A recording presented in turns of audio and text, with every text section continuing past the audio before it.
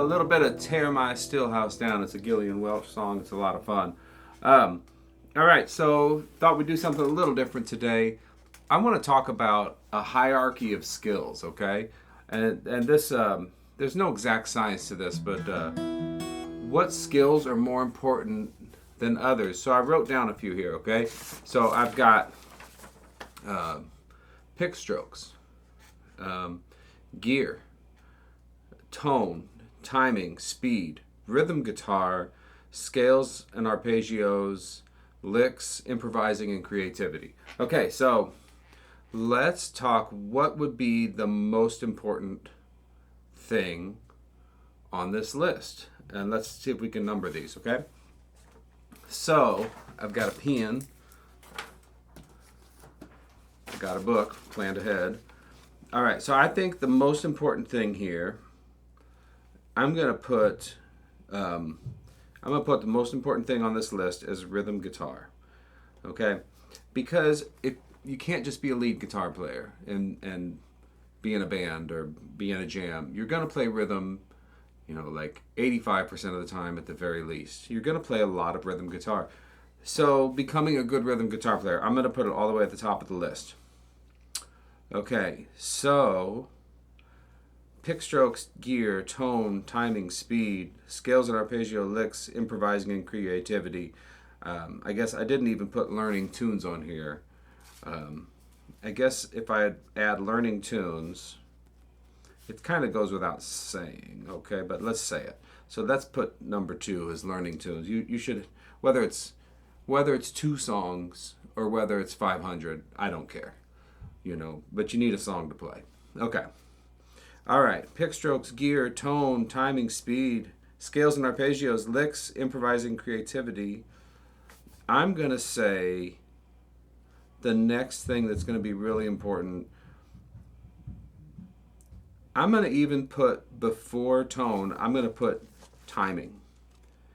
Being able to play in time is probably the most important thing. And I say before tone even because you could be a drummer. What kind of tone is in a drum? You could even just do this, and you'd be contributing more to a jam. There's lots of musicians that have played with bad tone. What we would say is bad tone. That changes over time. Something years ago that sounded thin.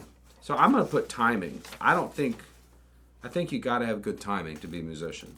Okay, what's left? Pick strokes, gear, tone, timing, or tone, speed, scales and arpeggios, licks, improvising, and creativity. All right, so now I think I'm going to go ahead and put tone next. Because tone is something that, people are going to listen to you. And you want to sound good. So you want to have someone to emulate that you really like their sound, and you want to emulate that, or you want to just play with the best sound you can, and whatever that means to get you there.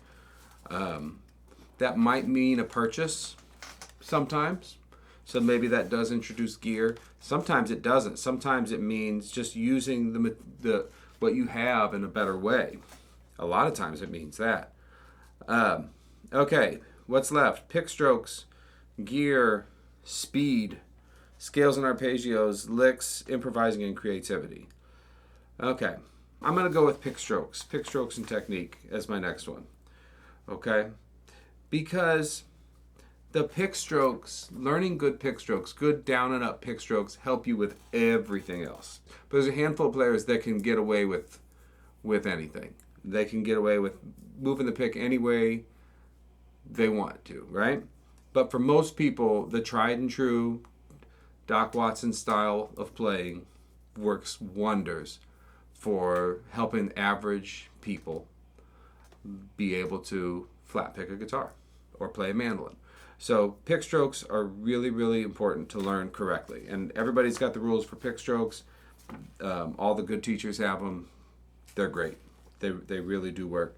If you're going to learn a different way, that's fine, but you may run into problems down the road. Okay, So what's left? Gear, speed, scales and arpeggios, licks, improvising and creativity. Um, I mean, I'll put, I guess I'll put learning some scales and arpeggios before licks. Scales and arpeggios, why do you learn them? You learn them to better know what notes are in the key.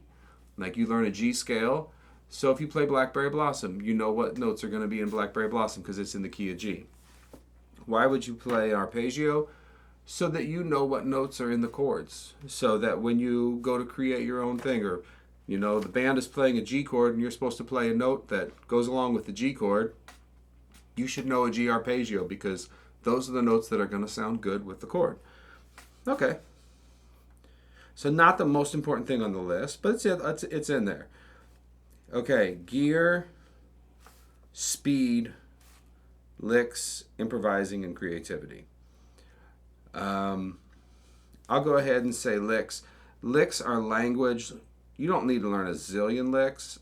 I love that quote. It says it's better to know 10 licks and 1,000 ways to use them than it is to know 10,000 licks. But either way, you get the same amount of material. I love that quote. That's a Hal Galper quote. I really love that quote. But licks are language. Licks are a way of saying, yes, I speak bluegrass. Yes, this sounds like bluegrass. Or if it's jazz, yes, this really sounds like jazz. Or if it's rock, yes, this really sounds like rock. It's a way of kind of introducing yourself to improvising, but doing it in a way that's not guessing, that says, yeah, these notes, I'm really speaking the language right here. Yes, I'm learning. I'm going to be an improviser. I'm going to start making up all my own stuff soon enough. But right now, I'm saying something that sounds like bluegrass. It really helps get you into the style. It's not the end of the whole thing, but it does help you get into the style. Okay, so what's left? Gear, speed, improvising, and creativity.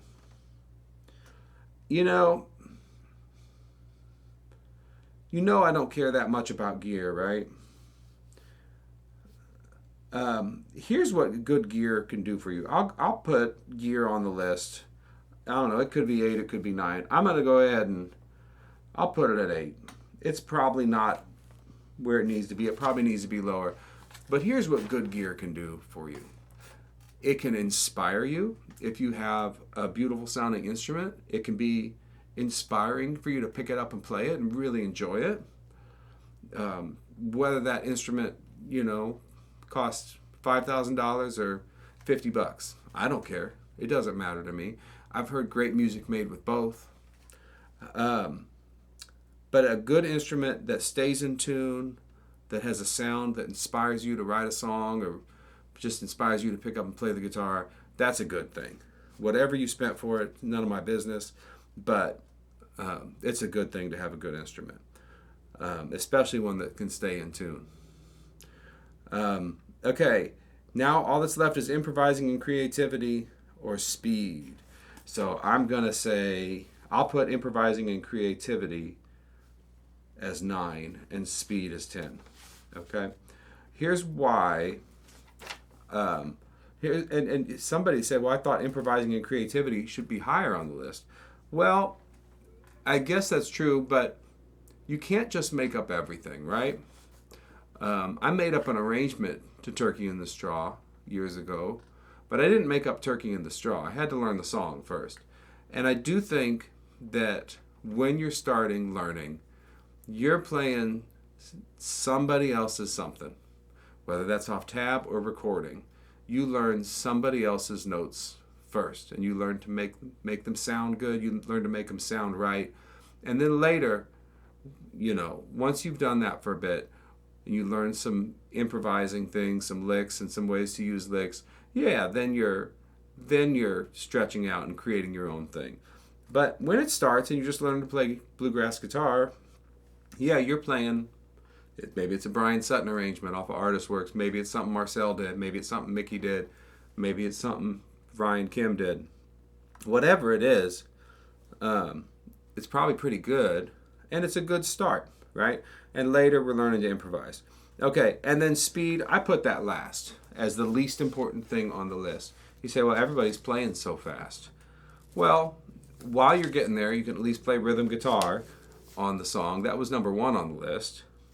And speed, the thing about speed is most of it comes with learning to play steadily. Learning to play in timing, with good timing, which was number 3 on the list. Learning to play with good pick strokes, which was number 5 on the list. And a lot of it just comes. There's an extra level that either comes through athleticism or just really going after it, or that comes through a lot of study and understanding of what the body's doing and how you hold the pick. But if you get good timing and good pick strokes, you get most of the speed that you're going to need. And the extra stuff, you can work on that later. Okay? So that is the list. One more of my top 10 hierarchy of skills here. So here it was. Number 1, being a rhythm guitar player. 2, learning tunes. 3, playing with good timing. 4, playing with good tone. 5, good pick strokes. 6, learning some scales and arpeggios. 7, learning some licks, speaking the language. 8, having something to play that inspires you or at least stays in tune. Number 9, becoming an improviser or being creative. And number 10, playing fast. Okay? So that's my opinion. You might have a different opinion. But there it is. You can leave that in the comments, whatever you think is important. And what I'm going to do is play one more round of Tear My Stillhouse Down. I give lessons. I teach bluegrass classes, how to make a guitar break. You can check out andyslessons.com for that, and private lessons at andyslessons.com or lessonswithmarcel.com. And here we go. Tear My Stillhouse Down.